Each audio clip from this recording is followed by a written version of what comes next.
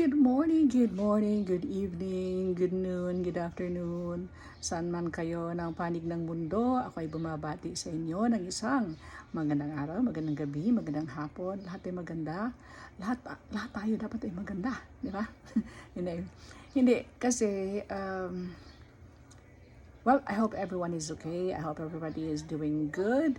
And ito lang kasi, bigla ko naalala. And yung mga nagtatanong bakit daw ako lagi naka-black. Yan muna. Yan muna ako. Sabi nga ni Amy, itim. Itama ang mali. Itama ang mali. Ano ba yun?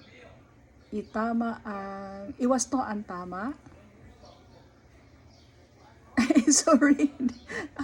Ako ay nalilito. Nakonfuse ako doon kay Amy ha.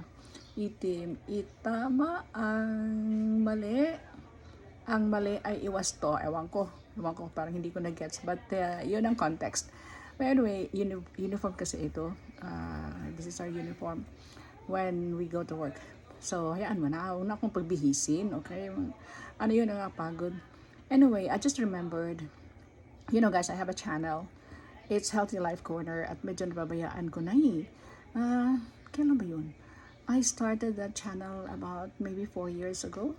Then pabugso-bugso lang yung aking mga videos. But yeah, it started kasi when I had like tumor in the ovary.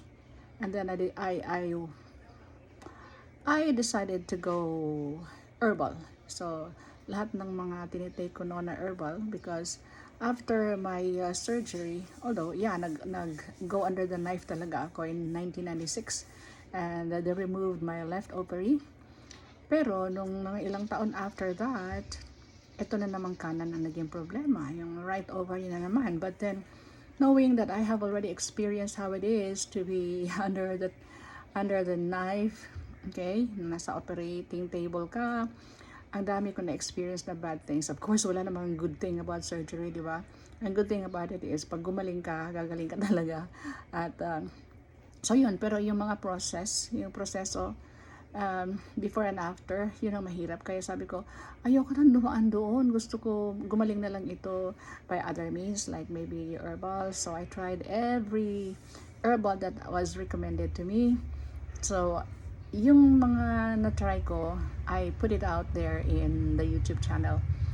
And gumaling naman talaga ako doon. And thanks to the Father Almighty, may mga ginagamit siyang kasangkapan para ako'y gumaling. So, sinishare ko sa public para makatulong din sa yung mga ayaw na magpa-opera, mga ganyan-ganyan. So, yun. Pero napabayaan ko na and sometimes I get messages like, you get notified kasi pag mayroong messages and sometimes the subscribers would say, kumusta na po kayo?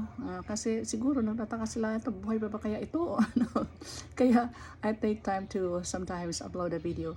But I haven't done it for several months already. So, sabi ko, sige nga, magbigay tayo ng healthy tips. Kasi doon, sa Healthy Life Corner, I always give yung mga healthy tips naman to keep yourself healthy and to promote longevity. So, ngayon, ang ating pag-usapan, ito ay mahalaga.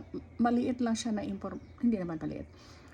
Relevant information siya pero hindi alam ng karamihan. So, ito pala, if you want to avoid being sick, there are 3 things that you need to avoid as well in your life. Ano yan? Ito ang pinaka-importante kasi ito ginagamit natin sa araw-araw. Ano yan? Asin.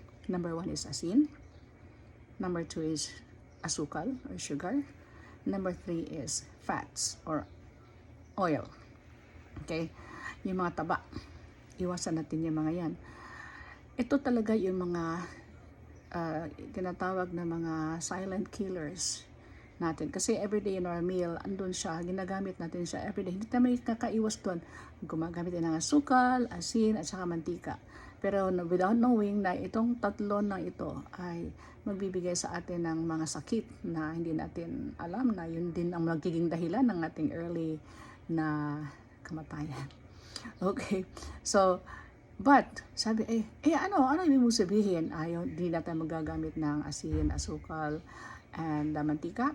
Hindi ko naman sinasabing huwag niyong gamitin, di ba? Sabi ko, at ang sasabihin ko ngayon, use it in use it moderately. Okay, so konting asukal lang talaga, konting asin lang talaga, konting mantika lang talaga in our daily meals or daily diet.